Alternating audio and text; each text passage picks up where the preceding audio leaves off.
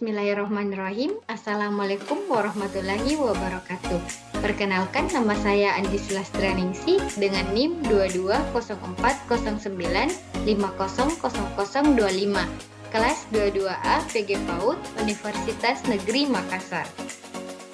Baiklah teman-teman sekalian, di sini saya akan menjelaskan mengenai landasan dan asas-asas pendidikan dan penerapannya.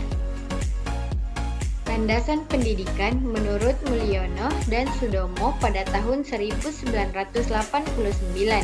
Landasan pendidikan secara singkat dapat dikatakan sebagai tempat bertumpuh atau dasar dalam melakukan analisis kritis terhadap kaidah-kaidah yang kenyataannya tentang kebijakan dan praktik pendidikan. Landasan pendidikan terbagi menjadi 5, yaitu landasan filosofis, landasan sosiologis, landasan kultural, landasan psikologis, dan yang terakhir adalah landasan ilmiah dan teknologis. Landasan pertama yaitu landasan filosofis. Landasan filosofis merupakan landasan yang berkaitan dengan makna atau hakikat pendidikan yang berusaha menelaah masalah-masalah pokok dalam pendidikan, seperti apakah pendidikan itu, mengapa pendidikan diperlukan, dan apa yang harus menjadi tujuan pendidikan. Nah, perlu kita ketahui bahwa landasan filosofi merupakan landasan yang bersifat filsafat, di mana landasan filsafat menelaah sesuatu secara radikal, menyeluruh, dan konseptual, yang menghasilkan konsepsi-konsepsi mengenai kehidupan dan dunia, yang bersumber dari religi dan etika serta ilmu pengetahuan. Nah, selain itu teman-teman sekalian, dapat kita ketahui bahwa Pancasila merupakan sumber sistem nilai dalam pendidikan, sehingga dengan demikian dapat dikatakan bahwa Pancasila adalah landasan filosofis dalam segala kebijakan dan praktik pendidikan. Yang kedua adalah landasan sosiologis. Landasan sosiologis yaitu suatu proses interaksi antara dua individu, bahkan dua generasi, dan memungkinkan generasi muda untuk mengembangkan diri sehingga melahirkan cabang-cabang sosiologi. Masyarakat Indonesia sebagai landasan sosiologis Sistem Pendidikan Nasional atau Sisdiknas. Masyarakat sebagai kesatuan hidup memiliki ciri utama, yaitu yang pertama adanya interaksi antara warga-warganya, yang kedua pola tingkah laku yang diatur adat istiadat, hukum, dan norma yang berlaku, yang ketiga adalah adanya rasa identitas yang mengikat pada warganya. Adapun cabang-cabang sosiologis yaitu yang pertama, hubungan pendidikan dengan aspek masyarakat lain, yang penerapannya meliputi fungsi pendidikan dalam kebudayaan, serta hubungan sistem pendidikan dalam proses kontrol sosial dengan sistem kekuasaan lain. Nah, selanjutnya yang kedua adalah hubungan kemanusiaan di sekolah, yang meliputi sifat kebudayaan dalam sekolah yang khusus dan berbeda dengan kebudayaan di luar sekolah, serta pola interaksi dan struktur masyarakat sekolah. Yang ketiga adalah pengaruh sekolah pada perilaku anggotanya, yang penerapannya mempelajari tentang peranan sosial guru, sifat kepribadian guru, dan pengaruh kepribadian guru terhadap tingkah laku siswa. Nah, yang keempat adalah sekolah dalam komunikasi, mempelajari pola interaksi antara sekolah dalam komunitas, yang penerapannya meliputi pelukisan komunitas secara tampak dalam organisasi sekolah, serta analisis tentang proses pendidikan seperti tampak pada kaum sosial dan terpelajar. Landasan yang ketiga yaitu landasan kultural. Kebudayaan sebagai gagasan dan karya manusia beserta hasil budi dan karya itu akan selalu terkait dengan pendidikan. Dan dalam belajar arti luasnya dapat berwujud yang pertama sebagai perwujudan ideal seperti ide, gagasan, nilai, dan sebagainya. Kemudian menjadi kegiatan yang berpola dari manusia dalam masyarakat dan menjadi fisik yakni benda hasil karya manusia. Kebudayaan nasional sebagai landasan sistem pendidikan nasional, seperti yang dikemukakan Sisdiknas, yaitu pendidikan yang berakar pada kebudayaan bangsa Indonesia, di mana kebudayaan masyarakat Indonesia yang majemuk dan kaya akan kebudayaan. Oleh karena itu, kebudayaan nasional haruslah dipandang dalam latar perkembangan yang dinamis, seiring dengan semakin kukuhnya persatuan dan kesatuan bangsa Indonesia, sesuai dengan asas Bhinneka Tunggal Ika. Yang keempat yaitu landasan psikologis. Pemahaman peserta didik utamanya yang berkaitan dengan aspek kejiwaan merupakan faktor keberhasilan untuk pendidikan.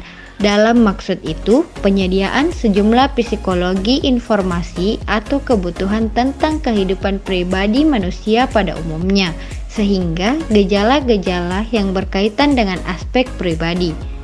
Perkembangan peserta didik sebagai landasan psikologis yaitu perkembangan manusia berlangsung sejak konsepsi mulai dari pertemuan ovum dan sperma sampai saat kematian, sebagai perubahan maju atau progresif ataupun kadang-kadang kemunduran atau regresif.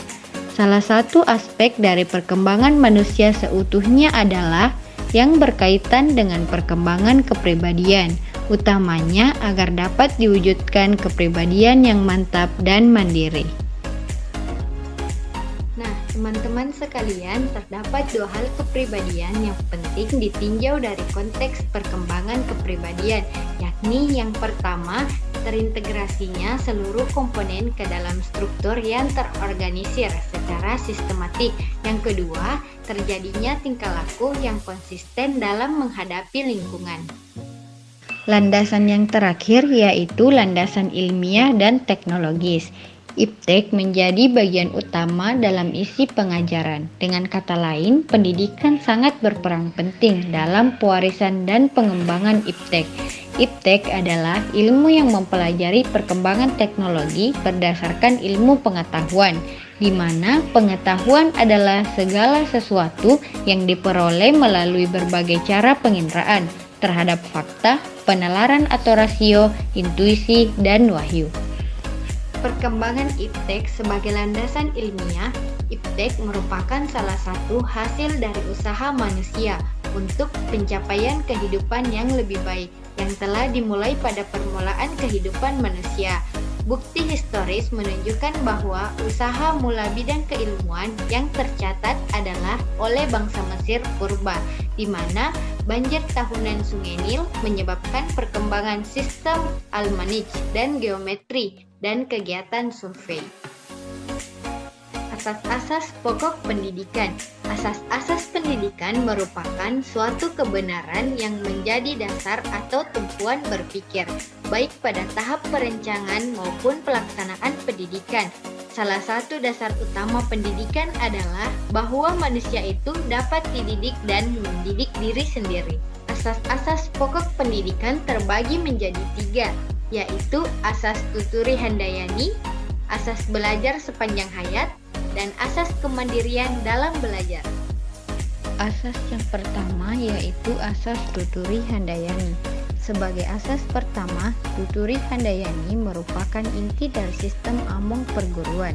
Asas ini menegaskan bahwa setiap orang mempunyai hak mengatur diri sendiri dengan tetap memelihara persatuan dan kesatuan bangsa.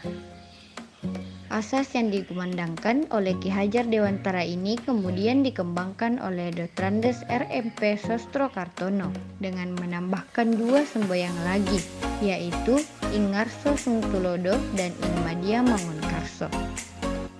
Nah, teman-teman sekalian, ketiga semboyan tersebut telah menyatu menjadi satu kesatuan asas, yaitu Ingarso Sungtulodo yang artinya jika di depan menjadi contoh, Ingmadia Mangunkarso yang artinya jika di tengah-tengah memberi dukungan dan membangkitkan semangat, dan yang terakhir adalah tuturi handayani yang artinya jika di belakang memberi dorongan atau mengikuti dengan awas. Selanjutnya asas yang kedua yaitu asas belajar sepanjang hayat. Asas belajar sepanjang hayat merupakan sebuah sistem konsep pendidikan yang menerapkan keseluruhan peristiwa-peristiwa kegiatan belajar yang berlangsung dalam kehidupan manusia. Kurikulum yang dapat merancang dan diimplementasikan dengan memperhatikan dua dimensi, yaitu dimensi vertikal dan horizontal.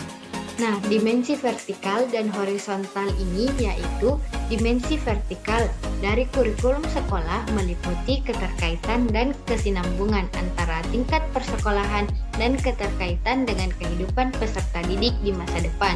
Selanjutnya adalah dimensi horizontal dari kurikulum sekolah, yaitu keterkaitan antara pengalaman belajar di sekolah dengan pengalaman di luar sekolah. Asas yang terakhir yaitu asas kemandirian dalam belajar.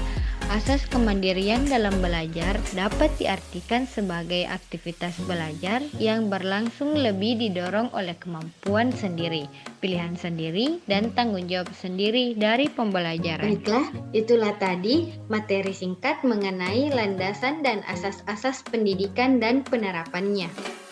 Tak lupa pula saya ucapkan terima kasih banyak kepada Bapak dosen, Bapak Andromeda Valentino Sinaga SSMPD.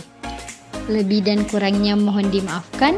Saya akhiri dengan pantun, hidup kesepian tanpa kekasih. Cukup sekian dan terima kasih. Wassalamualaikum warahmatullahi wabarakatuh.